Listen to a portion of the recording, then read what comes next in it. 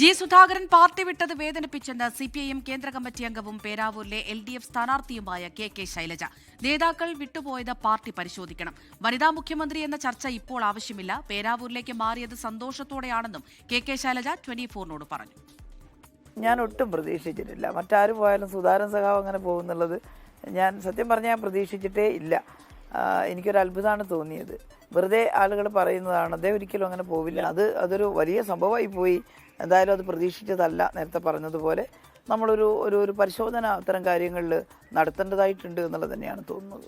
മുഖ്യമന്ത്രി സ്ഥാനം ഒന്നല്ലേ ഉള്ളൂ, അതിൻ്റെ അകത്ത് സംവരണമൊന്നും ചോദിക്കാൻ പറ്റില്ല.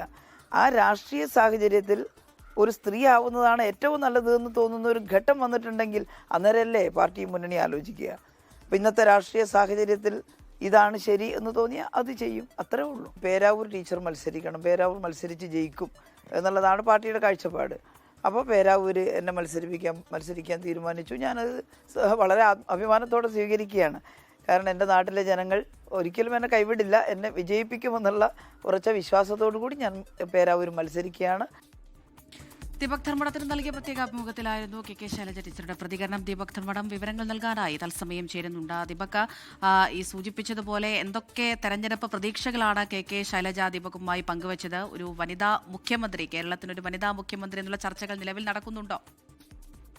അമൃത, തെരഞ്ഞെടുപ്പ് വേളയിൽ ആദ്യത്തെ അഭിമുഖമാണ് KK ശൈലജ ടീച്ചർ 24 അനുവദിച്ചത്. അതിൽ രണ്ട് കാര്യങ്ങൾ അവർ കൃത്യമായി പറയുന്നു. ഒന്ന്, പേരാവൂരിലേക്ക് മാറിയത് ഏതെങ്കിലും നിലയിൽ ഒരു സമ്മർദ്ദത്തിന്റെ അടിസ്ഥാനത്തിലല്ല. കാരണം പാർട്ടി തന്നെ മത്സരിക്കാൻ അവസരം തന്നത് വലിയ അംഗീകാരമാണ്. അതുകൊണ്ട് തന്നെ ആ മണ്ഡലം പിടിച്ചെടുക്കാൻ വേണ്ടിയാണ് തന്നെ അങ്ങോട്ടേക്ക് അയച്ചത്. താൻ ജനിച്ചു വളർന്ന പ്രദേശമാണ് പേരാവൂർ, അതുകൊണ്ട് തന്നെ അവിടെ സന്തോഷത്തോടെ മത്സരിക്കുന്നു. മറ്റൊന്ന്, ഈ പാർട്ടിയിൽ നിന്നും വലിയ പദവികളിലുള്ളവർ വിട്ടുപോകുന്നത് വേദനിപ്പിക്കുന്നു. ജി സുധാകരൻ ഒരിക്കലും പോകുമെന്ന് കരുതിയതല്ല, പക്ഷെ പോയി കഴിഞ്ഞിരിക്കുന്നു. ഇങ്ങനെ എല്ലാവരും പോകുന്നത് പോട്ടെ എന്നതല്ല പാർട്ടിയുടെ നിലപാട്. പാർട്ടി ഈ കാര്യത്തിൽ ഒരു പരിശോധന നടത്തണം. കാരണം കണ്ണൂരിൽ നിന്നും TK ഗോവിന്ദൻ പോയി, കുഞ്ഞികൃഷ്ണൻ, ഇങ്ങനെ നിരവധി പേർ പോകുന്ന ഒരു സാഹചര്യം. ആ സാഹചര്യം പാർട്ടി ഗൗരവത്തിൽ എടുത്ത് പരിശോധിക്കണമെന്ന് തന്നെയാണ് ടീച്ചർ പറയുന്നത്. മറ്റൊന്ന്, ഭരണ തുടർച്ച ഉണ്ടാകുമെന്നും ഇനിയൊരു വനിതാ മുഖ്യമന്ത്രി എന്ന ചർച്ച ഇപ്പോൾ അപ്രസക്തമാണ്.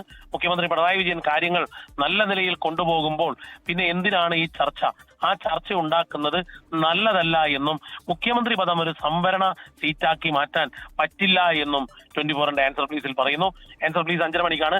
അതിൽ വളരെ കൃത്യമായി ഇതുവരെ സംസാരിക്കാത്ത നിരവധി വിഷയങ്ങളിൽ KK ശൈലജ ടീച്ചർ 24നോട് പങ്കുവച്ചിട്ടുണ്ട്.